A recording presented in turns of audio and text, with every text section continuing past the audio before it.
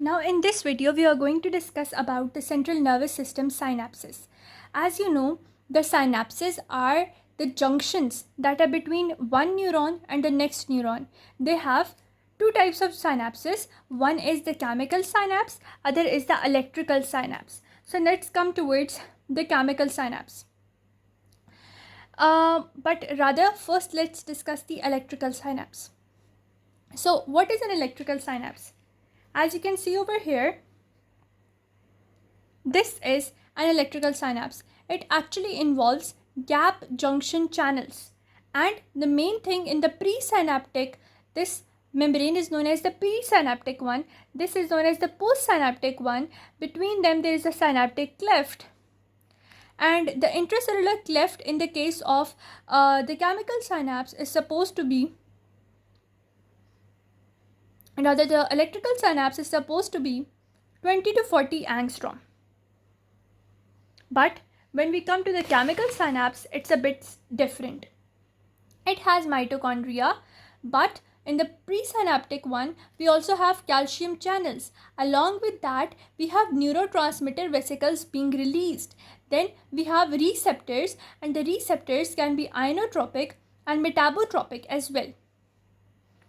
The receptors we'll talk about them later, and the cleft is 200 to 300. Over here it was 20 to 30, whereas over here in the chemical one it is 200 to 300 angstrom.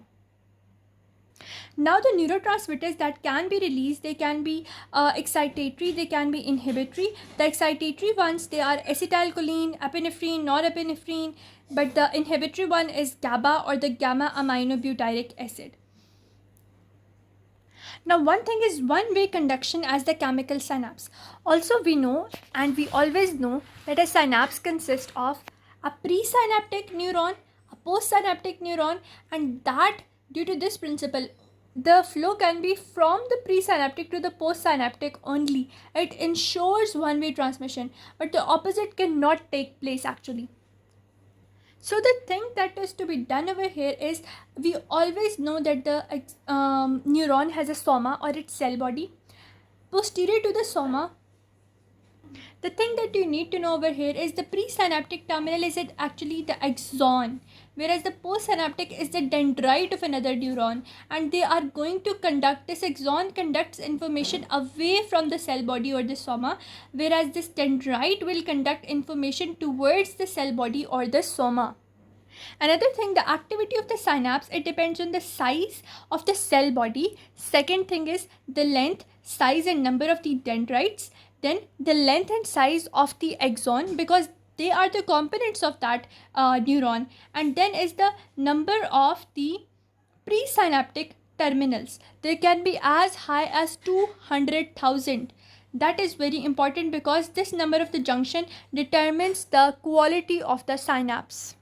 Now we come to the presynaptic terminal. We always know this terminal, it is actually of the axon. It is having terminal knobs, buttons or end feet, or the synaptic knobs. As you can see, this is a synaptic knob, and the main thing that is going to have is the presence of these mitochondria. Now about these mitochondria, we have studied that they are going to produce ATP. The ATP supplies energy for synthesizing new neurotransmitter substances. Now, how is this transmitter going to be released in the presynaptic terminal? The mechanism of action is very simple. What happens is that a cell or synapse, in the synapse we are having some amount of the electrical impulse. This impulse is coming, it is activating the mitochondria to release ATP. First thing first. Secondly, it is activating the calcium channels. When these calcium channels will allow calcium to enter into the presynaptic terminal, they will allow the synaptic vesicles to fuse with the presynaptic membrane, and they will allow the exocytosis to take place.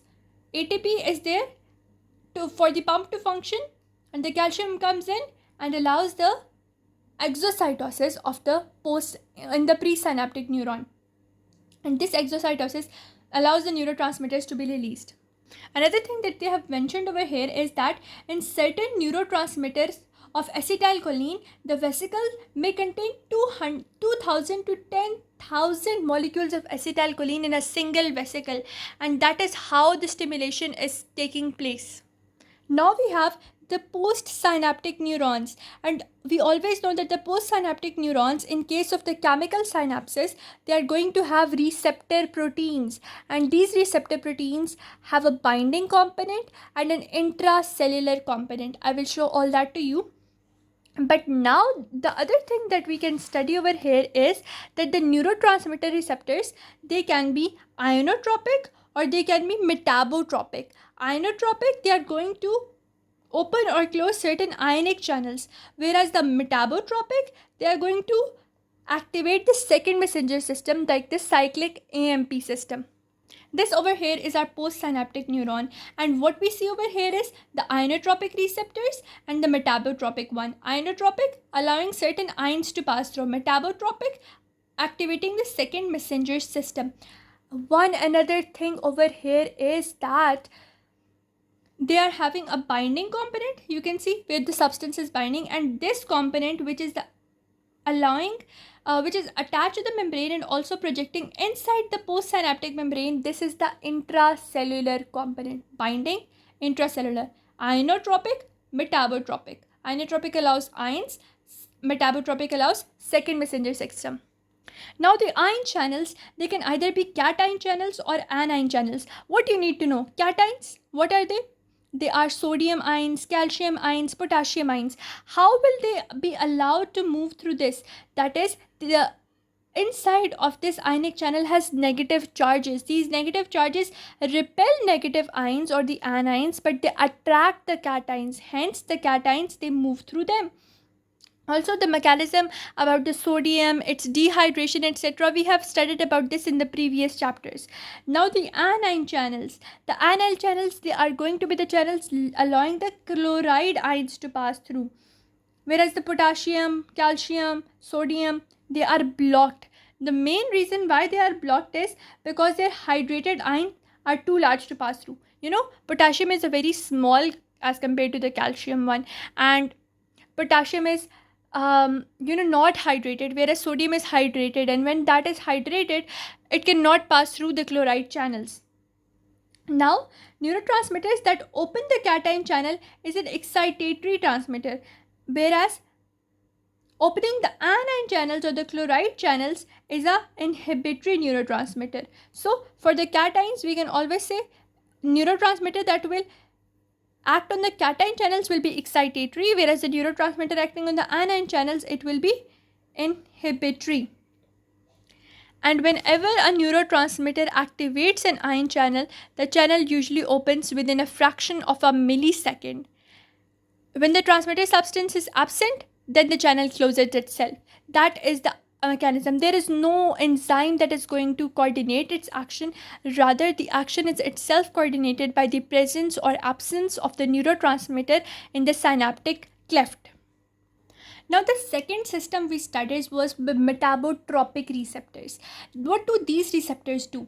The main function of these receptors is to allow the second messenger system to be activated and another a lot group of functions. What happens is, normally the G protein is the main function proteins, okay?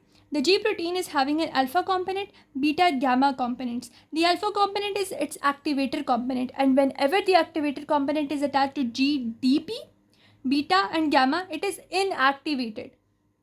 And when all the three components, the beta, gamma and GDP, they are removed and GTP is attached, then it becomes activated. So how will it become activated?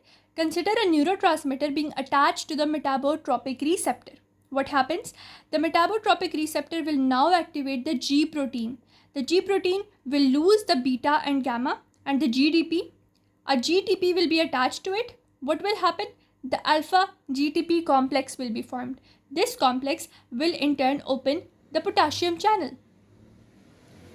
That is, it can open for a long period of time. Secondly, it can activate certain membrane enzymes like the adenylate cyclase to convert ATP into cyclic AMP or GTP into cyclic GMP. Along with membrane enzymes, it will also activate intracellular enzymes for specific cellular chemical activities. After that, it will activate gene transcription to allow the genome to be converted into a messenger RNA and allow that messenger RNA to be converted into the proteins and the structural genes by using ribosomes. So three things is the channels, intracellular and membrane enzymes, and gene transcription. And what happens is whenever the neurotransmitter substance is, whenever it does its work, now GTP is now converted into GDP by using energy in all these processes. This GDP, when it is present, it will allow beta and gamma to be attached to it again, and then it will be inactivated with beta, gamma, and GDP attached to it.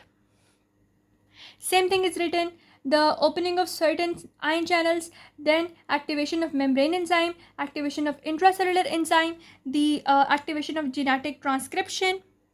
Now the thing that they are telling over here is how excitation actually takes place. I told you when I was teaching you previously on the previous page that the positive or the cat ions, they are excitatory. Whenever they are stimulated, sodium channels, they open, they allow large number of sodium ions to go inside, and this inside is allowing them to move in the positive direction. The membrane potential will move in positive direction and it will cause excitation. Now what will happen when the chloride channels, potassium channels are open? Chloride channels will increase internal negativity. Potassium channels will throw potassium out, and they will also tend to decrease the negativity or increasing the threshold. That is not excitation, rather it is.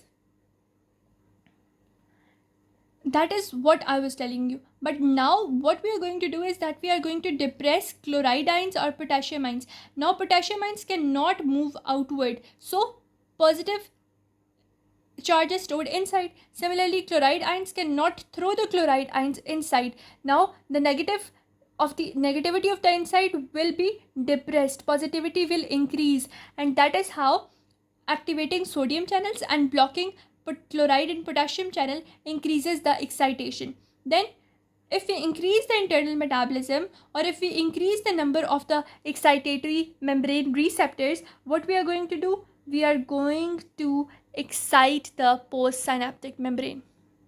Similarly, in the other one we said that if we are going to depress chloride ions and the potassium ion channels, we are going to stimulate it. But now if you allow the chloride ion to be open, a large amount of chloride is thrown in the cell becomes negative, the cell is deactivated, postsynaptic membrane deactivated.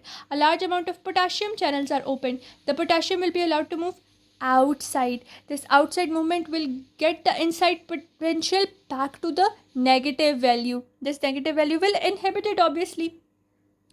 That was for chloride, that was for potassium. Now activation of receptor enzymes.